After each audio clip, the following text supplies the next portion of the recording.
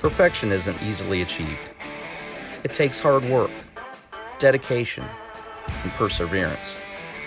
Through their commitment to excellence, Sage Fruit Company has been supplying customers with the best tree fruit in the Pacific Northwest for over 3 generations.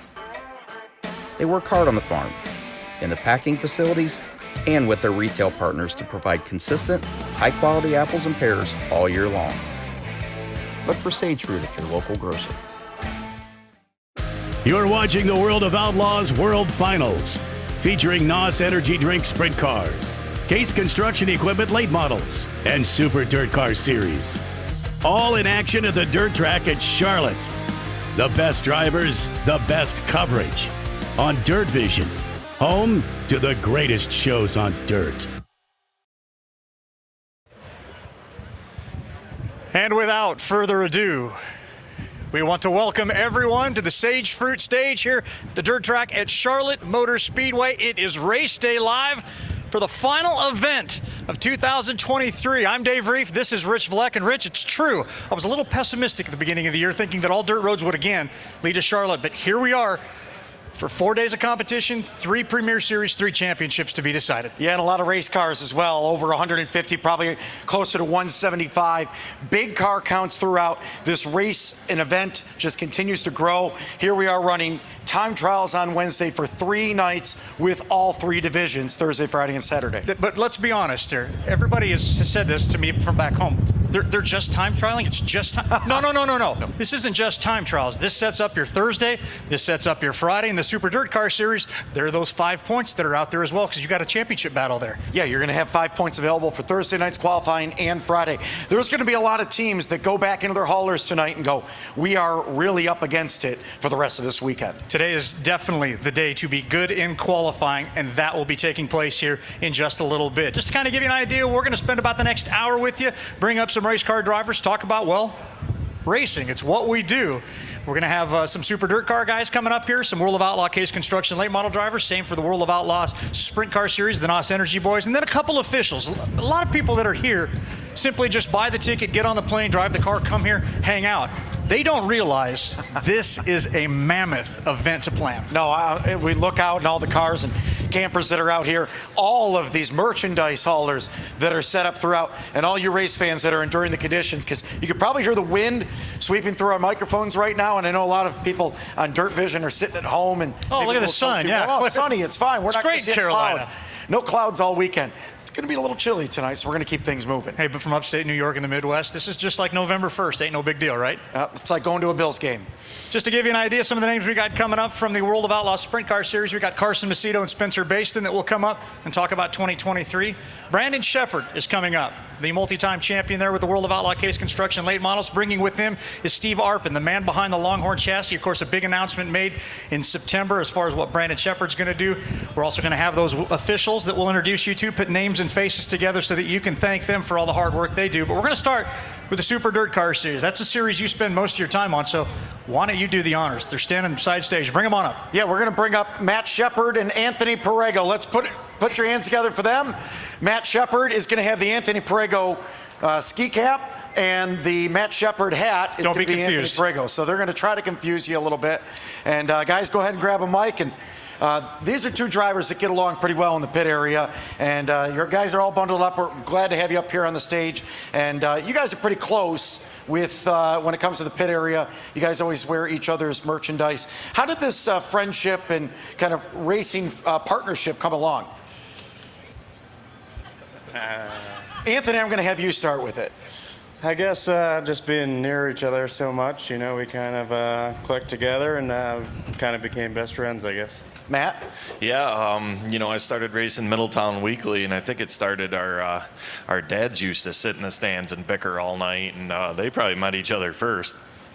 Now, you guys had a pretty good race against one another this year at Big Diamond. They've had a couple here. Yeah. One last year, one this year. And at Big Diamond, you were holding on to the lead. Anthony, Matt, were you thinking about dumping him midway through that race? Yeah, I mean, I didn't get a good run. He was trying to knife back down to the bottom, and I was either going to take him out or take my front end out on a Uke tire, so figured I better let him go. Now, Anthony, last year you were the Rookie of the Year on the Super Dirt Car Series. Kicked off 2023, maybe wasn't going the best way. How big was it in July to pick up that victory down at Big Diamond?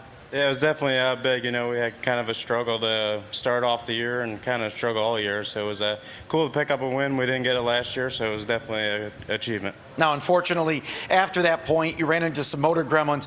Do you feel like you have your program back to where you want here for the World Finals? Yeah, definitely. We got a really good piece under the hood right now, and I think we got some stuff on the floor that's prepared for next year. And Dave, last year, he was a driver that finished 4th on Thursday night and 4th on Saturday night. So he definitely runs well here. Matt, you run wells here as well, 3-time champion here at the World Finals. I want to talk a little bit about this year in contrast to last year. It was an incredible year. Most everybody knows it. 42 total wins across all the platforms, 7 in winning the Super Dirt Car Series championship for the 9th time. You're in position again, but by last year's standards, just a little bit off the pace. Rather than, well, you put it in perspective. How do you contrast this year from last? I mean, last year was crazy because we won all the big races and we won 42 races, which was huge. But we've had so many rainouts this year that numbers-wise, we're like 25 races off of last year.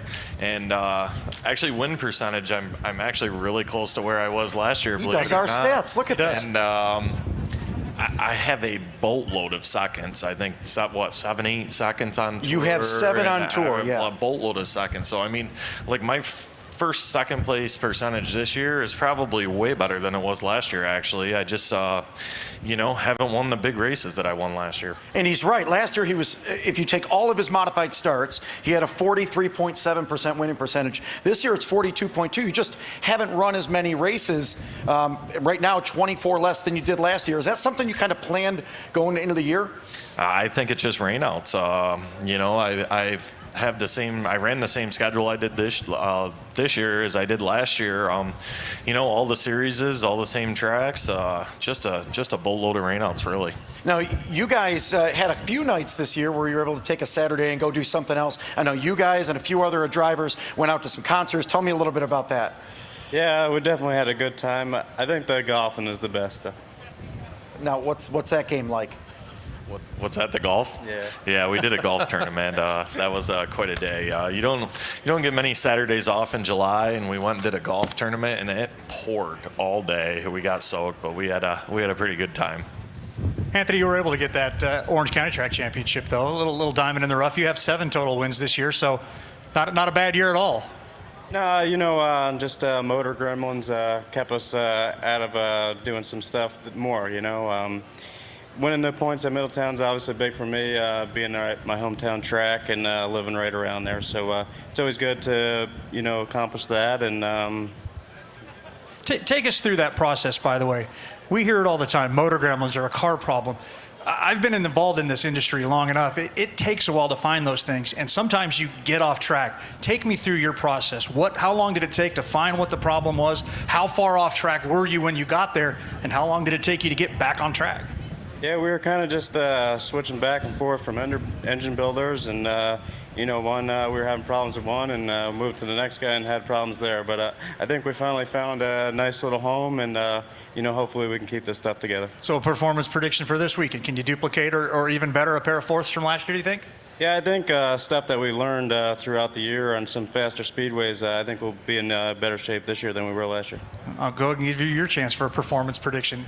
A place that last year wasn't very kind. Again, those are little gremlins that sneak up. Yeah, I mean, I feel like we were very strong here last year. Had some mechanical failures. I hope we're strong again this year. I just hope we can keep the thing running till the checkered flag flew. We had such a phenomenal year last year, and it seemed like everything caught up with us here. We've had some bad luck throughout the year this year, so hopefully, we can get through this weekend clean.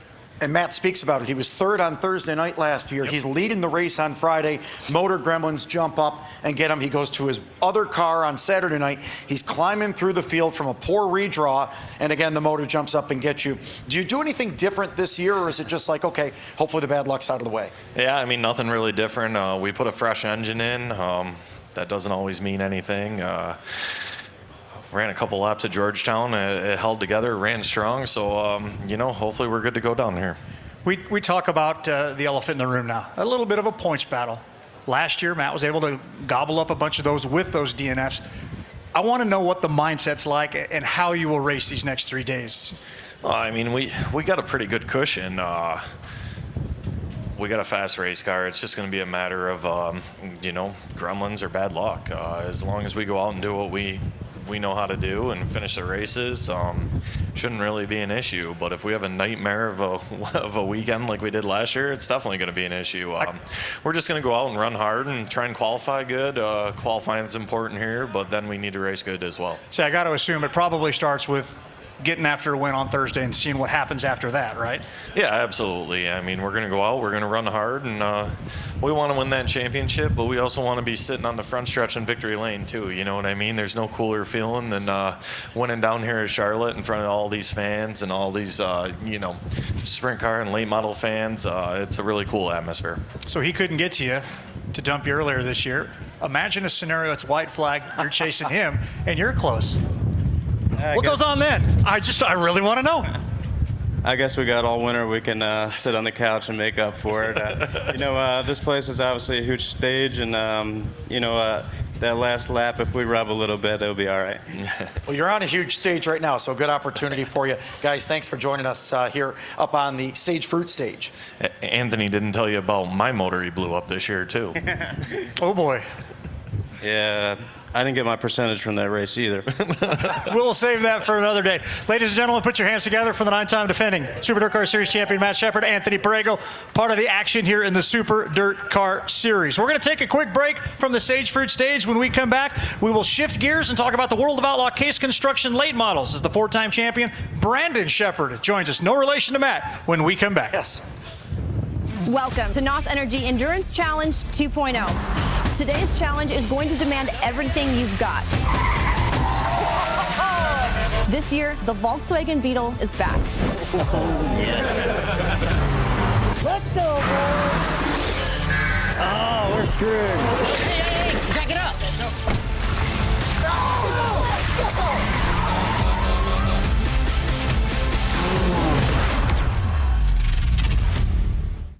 We don't sit in an ivory tower, keeping our boots clean.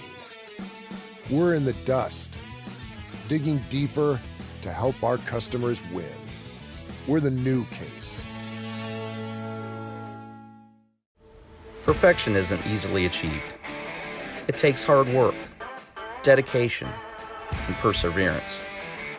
Through their commitment to excellence, Sage Fruit Company has been supplying customers with the best tree fruit in the Pacific Northwest for over 3 generations.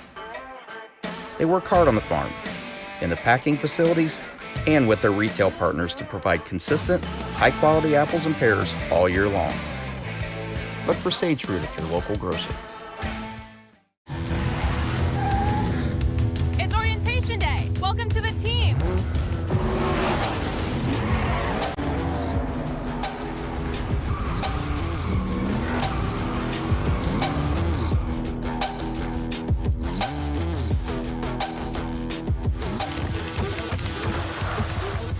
Who wants to race?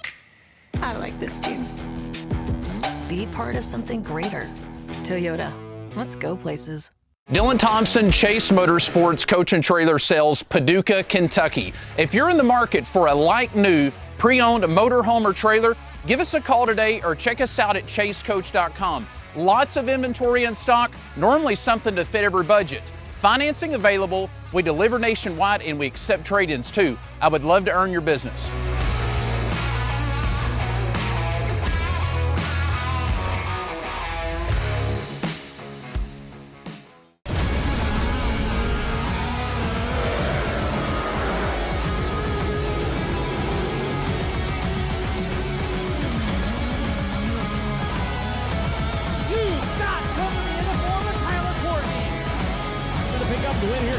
Speedway, it's going to be Kenna McIntosh, 08, victorious tonight.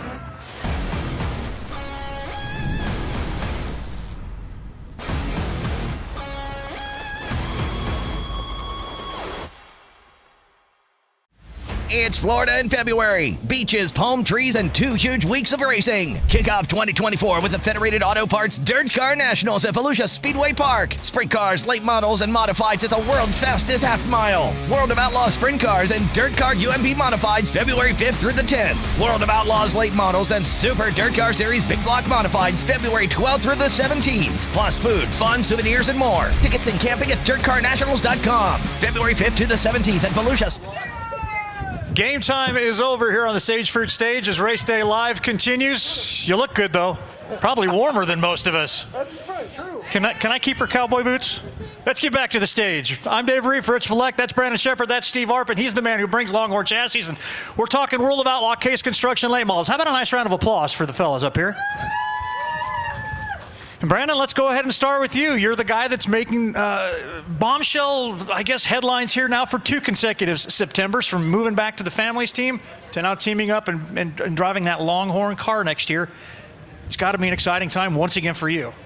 Yeah, definitely. We're really excited. And, you know, the Riggs family gave me a great opportunity, along with my dad and grandpa this year, to come back home and race out of my own shop and, you know, see what was out there for me.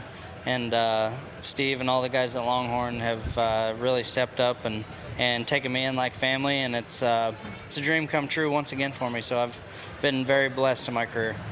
Maybe a year ago or a year and a half ago, could you have envisioned that you would be in the position that you're setting yourself up for 2024, kind of where you were and making so many, you know, running for 3 different teams now in 3 seasons?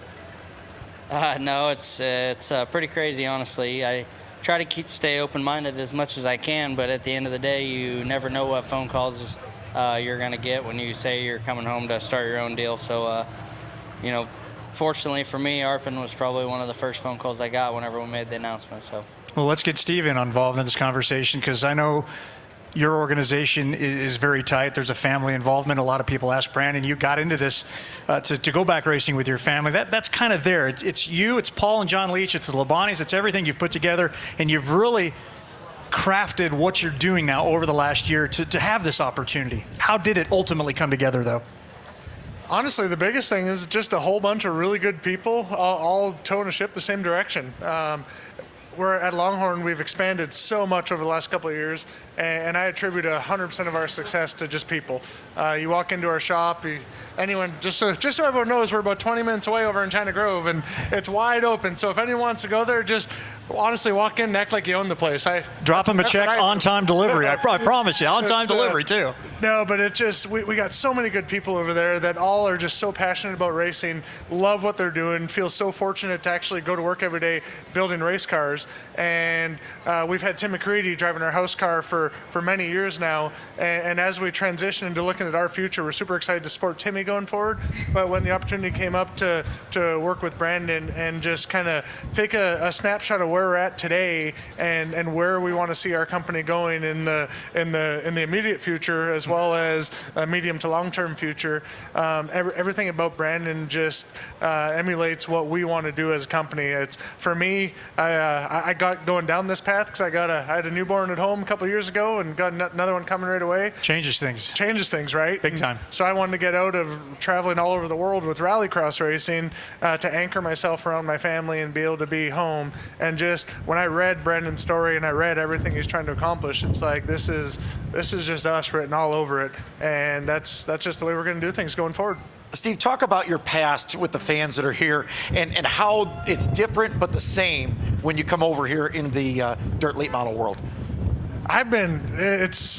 Honestly, my wife and I were talking about the other night. It's just been incredibly fortunate throughout my career. I'm just a normal kid that grew up in a small town in Ontario, Canada. And I remember going to the late model races. I remember going to Cedar Lake. I used to drive there every Saturday and just oohing and ahhing over all these late model drivers, and had the opportunity to start building a career in modified racing all over the country. And then just with so many good people that believed in me, I had the opportunity to chase a NASCAR path. Got hired by Dale Jr., shared a car with Danica Patrick, partnered up with Chip Ganassi when I started a rallycross team, had Brian Deegan driving for us, and then partnered up with Ken Block before he passed away.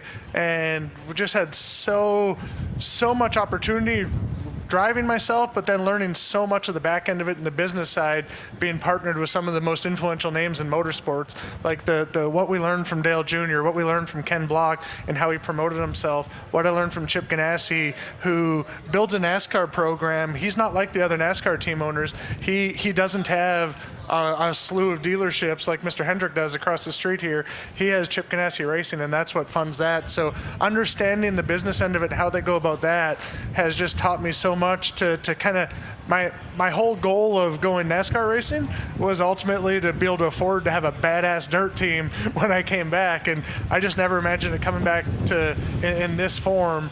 And everything I've learned over the years is what we've applied to Longhorn, and it's worked incredibly well for the last couple of years. And now you got another good one in Brandon. For those of you that have a pen and a pencil or don't know the stats on Brandon Sheppard out of New Berlin, Illinois, they're simply incredible. A 4-time series champion with the World of Outlaws. He's the winningest World of Outlaw driver in history. He did that tying Josh Richards' record at Atomic last year. Then at Jacksonville Speedway last June, eclipsed him. That was a historic win because that, I believe, also made you the winningest guy at Jacksonville Speedway as well. You went on, finished the year with 81 wins total in your career, at 81, couple more this year. So this is unbelievable, the career that you've put together. And Rich took you back a year and a half just a question ago. I want to take you back even further. Did you ever believe that a guy out of New Berlin, Illinois could be in the right position and take advantage of the opportunities that you did, from your family's car to the rocket ride, back to the family, and now moving into the Longhorn? Go ahead. Yep, cheer him up. It's impressive. It really is. Yeah, it's like I said, I've been very blessed with my career, and at the end of the day, it boils down to my family, my dad and my grandpa. Put me in a race car when I was 14, and my dad took me on the road with him when I was 12 and 13, and I missed a lot of school, and school wasn't real happy about that, but never are. I knew what career I wanted to pursue, and I don't think it took long for my dad and my grandpa to figure out that I was passionate about it, and this is what I wanted to do. So when did it click for you, though? I mean, how do you remember the race, the moment you're like, you know what, I'm going to do this? I honestly don't know, but in 2011, I was 18, just graduated high school, and my dad said, all right. That's aging, isn't it? Doesn't that? Yeah. Yes. I'm the old guy now. Sandwiching in the middle, yeah. So in 2011, I just graduated high school, and my dad sat me down and he said, hey, I'm going to give you 2 years to take this and do what you can with it, and then after that, you're going to have to come to work. We have a scrapyard at home that my family operates, and so I was like, all right, I'm going to see what I can do and just make the most out of it. And I think it was sometime in the middle of late 2011 it was.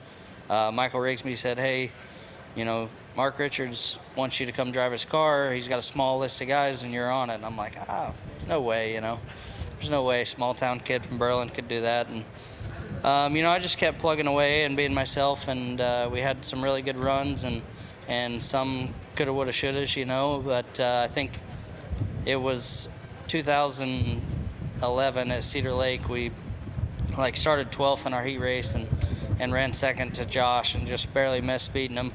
And then in the feature we were running third, and it was about lap 68, and we had fuel pump issues, and we ended up falling out of the race. And I think personally that's one of the races that put me on the map, just because of, there was a lot of people watching that race, and so I really think that just me being passionate about it and staying motivated and just trying to live my dream the way I wanted to, it put me in the position that I'm in. And you sound like a typical race car driver. You remember the ones that you didn't get probably more so than the ones that you did. Yeah, those are the ones that stick out the most for sure. There's a lot of them on the old bucket list still. We've as many races we've won. The ones that you dream about are the ones that you haven't got yet. So that's the type of stuff that keeps me motivated, and just having my family be able to be involved. And like I said, my dad and my grandpa took a chance on me when my dad was about to his career was on the uphill still whenever I started racing, and he got to the point where I was battling him for the lead a lot at a lot of the local tracks around the house, and he just was like, you know what, gonna scale back and you take over and see what you can do with it. So definitely got a lot of respect for him for that. And of course, you know, it's kind of, I guess, you know, he tells me all the time, he's like, that's what I'm supposed to do as a dad. I put you in position to live out your dream, and that's what I'm gonna let you do. So luckily Mark called me, and I, you know, did 3 stints with him from 2012 to last year, I guess, and then drove for best performance in 2016. That was a great deal for me. Won a lot of races in my own equipment over the past 10 or 15 years, and like I said, just the passion that I have for the sport and the races that I haven't won, it keeps me motivated and keeps me striving to be the best that I can be. And then my family keeps me honest and keeps me wanting to be a good man. So. Did you get a little bit more of a pep in your step midway through this year when the Longhorn deal starts coming together and you know that you're going to be partnered up with Steve? It seemed like the results started to back it up as well. Yeah, well, you know, everybody said I was crazy leaving Mark Richards, you know, and to most people, I mean, that is crazy to leave. You know, Mark's, you know, everybody here can agree that Mark's probably got the best team out there, and you know, he's got a lot of good people in place, and for me to leave that, it's like, what are you doing? That's crazy. But, you know, for me, it's my dad and my grandpa have always been great business people, and you know, it's always been a dream of mine to be able to come home and be competitive and race my own operation. And, you know, I come back and the opportunities just keep flowing in, you know, even after I announce that I'm coming home. The opportunities just seems like they're never ending for me right now, and you know, I don't know what I did to deserve it, but it's I'm very blessed and very fortunate for Steve and Scott Riggs and my family, and you know, Justin Cook, good friend of mine, motivated me a lot to you know, try to live out my dream, and you know, it's been a dream come true for me. What did he do to deserve it? Won a lot of races. Won a lot of races. Yeah. Proved he's very, very good. So, Steve, 2 questions to wrap this thing up. Part of the dynamic is yeah, you're going to be able to run this operation out of your shop when it's convenient. You're going to be able to put it in Illinois when it's convenient. That's going to be an interesting challenge. I want a couple of thoughts on that. And then a lot of people ask me that aren't very familiar with all of this, what goes into becoming a house car driver? Because we hear that term a lot. Absolutely. So as far as the logistics of it, we are racing so much now, right? These guys, there's no time off, and spending unneeded time on the road, going back and forth if we're in the Illinois area, driving all the way back to North Carolina to reprep, to switch cars out, get a fresh car and everything. It's just unneeded time when these guys can either be having a little bit of downtime with their family, spending time just regrouping. Like, we just don't need to wear these guys out, because finding that medium finding that balance is going to be very, very key, especially with how many races keep on popping up all year long. And they put together an awesome facility at their place, and that's just one of the things that Brandon's whole purpose for what he was doing last year was going home, right, and spending time with his family and being there more. So we're not going to require the program to be spending unneeded time back in North Carolina, when it can be in a perfectly good place with him home with his family, having stuff in his backyard and all that. There will be time back and forth where we're going back and forth. We got an incredible amount of resources at Longhorn. I'm very much so in the building stage of my career, so everything that we could do, we're just reinvesting everything back into Longhorn. There's so much incredible new technology coming available right now. We had a big day with that today at the shop, doing some stuff that we've pulled the trigger on, moving some new directions. So to really capitalize on that, like, realistically, we're sitting here and we're the chassis building mecca of the United States for sure, but possibly the world. You know what I mean? So the resources that we have around us right here are endless, and we're going to definitely capitalize on that. And then as far as being a house car driver, for me, it's just absolutely simple. I am all about doing the right things for our customers. I'm all about our house car program. We don't have Longhorn chassis to support our race team. We have our race team to support Longhorn chassis customers. I'm adamant on we race what we sell, so our customers have equal opportunity that we have. I want to win races. I'm competitive naturally, right? That's what I do. But I want our team to win races, but I want our team to win races because we're the most prepared. We have the best driver. We have all of our I's dotted and T's crossed. But I want to give our competitors, our customers, and everyone that has our products the exact same opportunities and access to the same information that we're using. That is Steve Arpin from Longhorn Chassis. That is the 4-time World of Outlaw Case Construction champion, Brandon Sheppard. A force to be reckoned with, not just this weekend, but moving forward. Gentlemen, thank you very, very much. We're going to take a quick break. By the way, did you see everybody? It was quiet as a church mouse. It was like a campfire chat.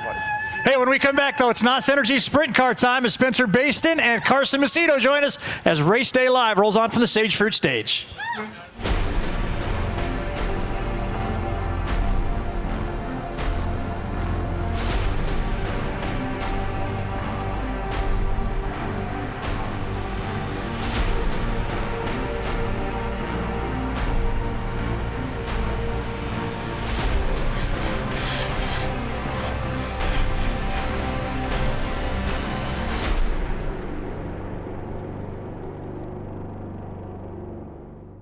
Hold on tight to the checkered flag with our huge selection of high-quality titanium fasteners. Quality you can see, strength you can test. We use heat-treated, certified aerospace billet material that's stronger than grade 8 steel, and all of our parts are American-made with American metal, by racers, for racers. From micro, midget, sprint, and IndyCar to top fuel, tractor pull, and more. Visit our website to configure a custom bolt kit for your car, and we'll ship it to you in labeled bags. Smith Titanium. We winnovate. Job after job, you push productivity to the limit. That's why your Case construction fleet deserves the best protection available. #1 engine oil, formulated for oxidation and deposit control, and extended drain intervals. Give your equipment the right tools for the job with genuine lubricants from Case Construction. Only available from your Case dealer. Perfection isn't easily achieved. It takes hard work, dedication, and perseverance. Through their commitment to excellence, Sage Fruit Company has been supplying customers with the best tree fruit in the Pacific Northwest for over 3 generations. They work hard on the farm, in the packing facilities, and with their retail partners to provide consistent, high-quality apples and pears all year long. Look for Sage Fruit at your local grocer. Wanted the best, you got them 4 abreast. Often imitated, never duplicated. The greatest show on dirt, the World of Outlaws.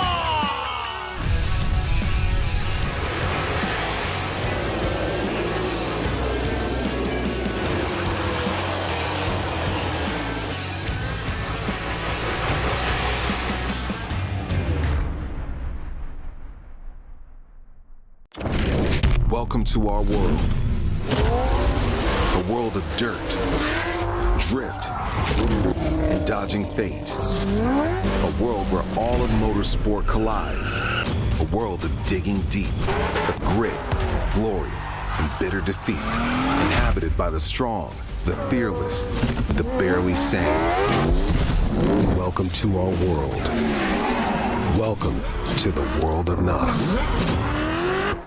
I've owned this 2003 Ford Expedition since it was new, and several years ago it became sluggish and my gas mileage suffered. But I used Seafoam High Mileage in the gas and oil, which worked great. Today it was close to 200,000 miles, and it's still working about as good as it did when I bought it. To find out more about Seafoam products and how they can help your engine run better and last longer, go to seafoamworks.com. We are back at Race Day Live, presented by the Sage Fruit Stage. Is everybody staying warm out there? A couple of breezes out there, but we see some. Heard nothing. I heard nothing. That's because everybody's hands are in their pockets. That's Rich Vleck. That is Carson Macedo. That is Spencer Bayston. It is time to talk World of Outlaws NOS Energy Drink Sprint Cars as we get set for this wonderful event here at the dirt track at Charlotte Motor Speedway. And Carson, let's go ahead and start with you. What a wild, wild year you've had.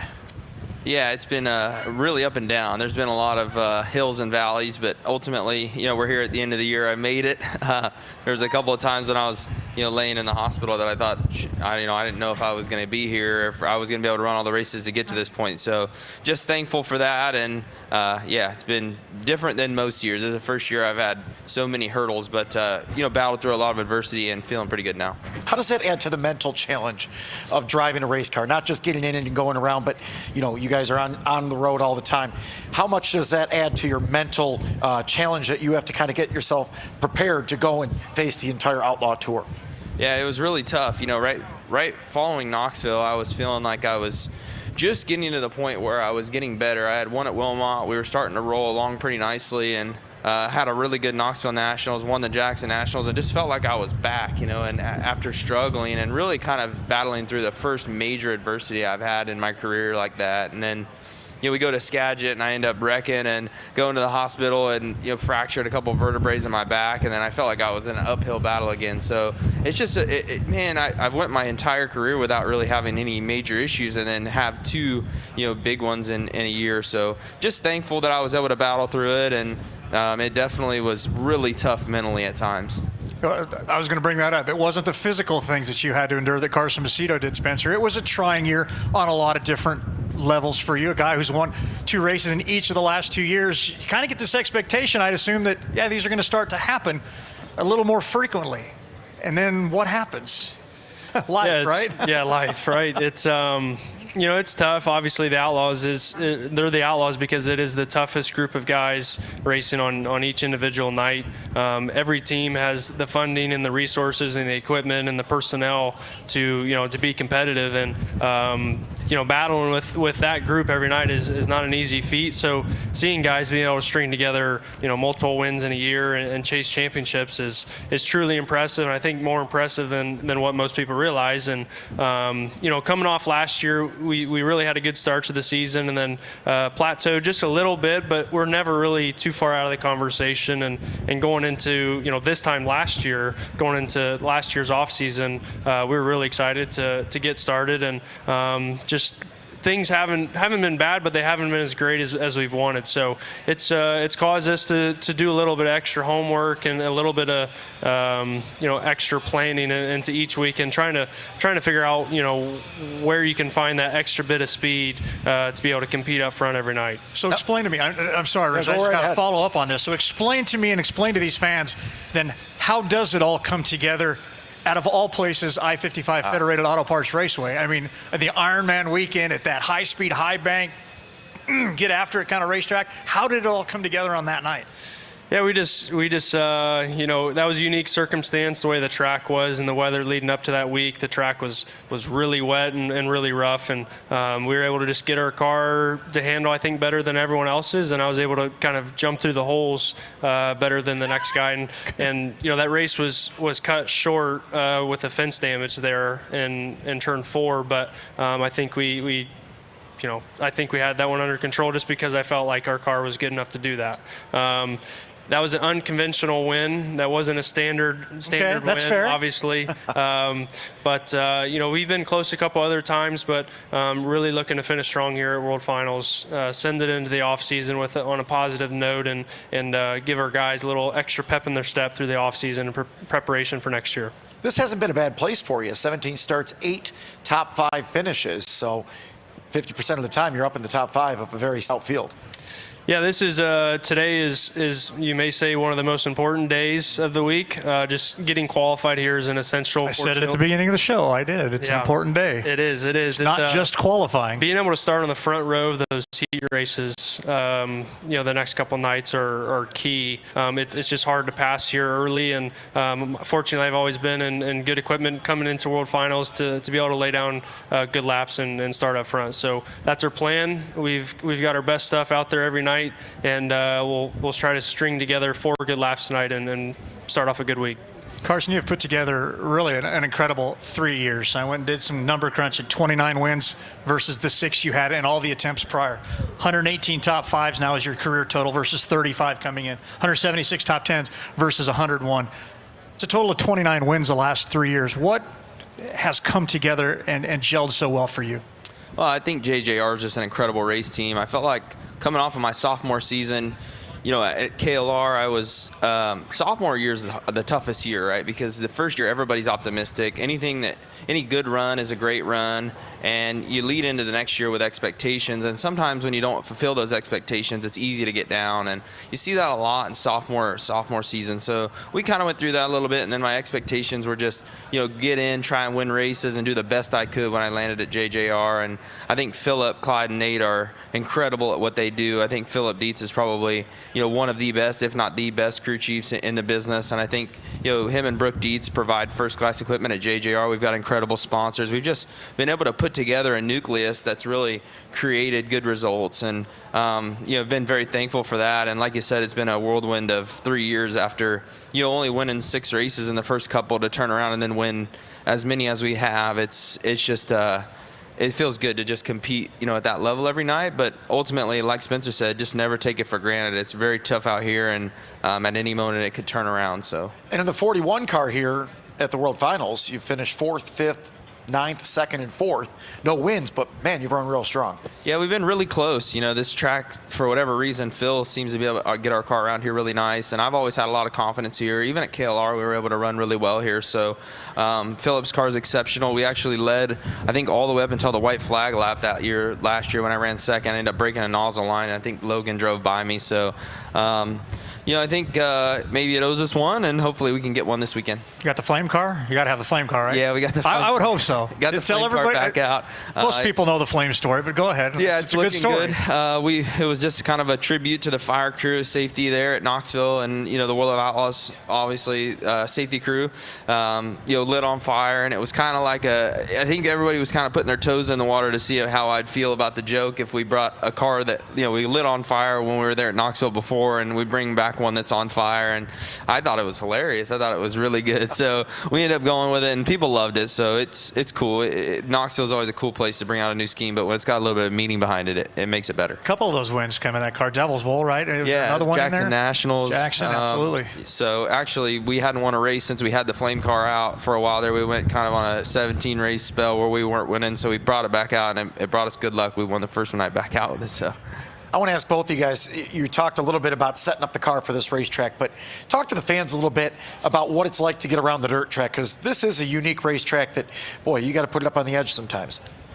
Yeah, I mean, I'll let Spencer talk on it a little bit more, but for the most part, it's just a fast half mile, and a lot of the times fast half miles come down to your car. That's why we talk about setup a lot. I think quarter miles, you can kind of get the car in the window, and then driver can kind of take over a little bit, but these half miles, it's very setup dependent, and having a good race car, good running engines and all that's really important. So.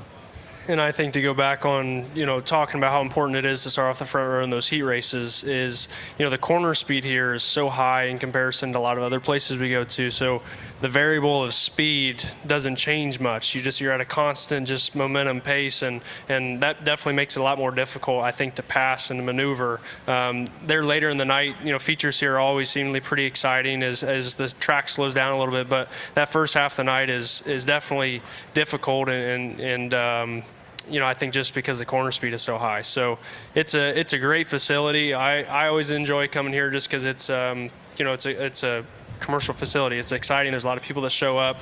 The grandstands are massive. The pyrotechnics. It's always a fun event, and it's a great way to finish the season. And the facility really does a good job here. Everybody from the Charlotte Motor Speedway, class act, from the NASCAR track to the drag strip to the dirt track facility. They do an absolutely impeccable job here, making sure fans, race car drivers, and all of us here at Dirt Division are taken care of. Now, this is the World Finals. This is the end of the World of Outlaws Sprint Car Tour for the season, but it's not the end of the race season for you guys. Speak a little bit about that.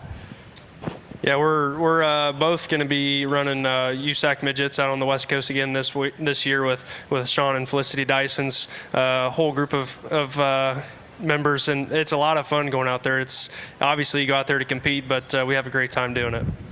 Yeah, we've got kind of a mixed group. We're both obviously racers that drive here, and we're both from the United States. The car owner is Sean and Felicity Dyson are from Australia. They're the people that I drive for over there. And then we got Justin Inslee, and he's from New Zealand, builds the cars, and they're King chassis. So we all kind of come together. Justin comes and works on Spencer's car, and Sean works on my car, and then Sean brings over a few guys from Australia. So it's just a different dynamic, but it's a lot of fun. They're really good guys, and we enjoy that time together. So what's it like in a couple of months when you go to their side of the globe and run down under?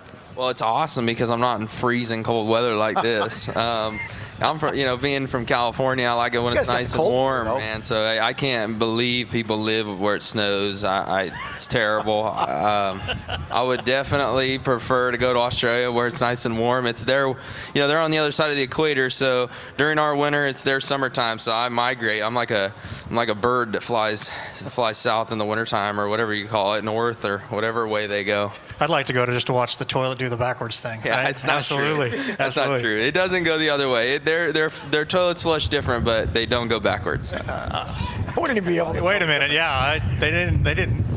That's not what I've heard. We'll have to do that. We'll have to prove that on our own. Yeah. We'll just have to come down and see you guys in Australia, which does beg another question. You talk about the cold. Being a California guy, the Outlaws do race a little closer to your home. Do you ever get homesick?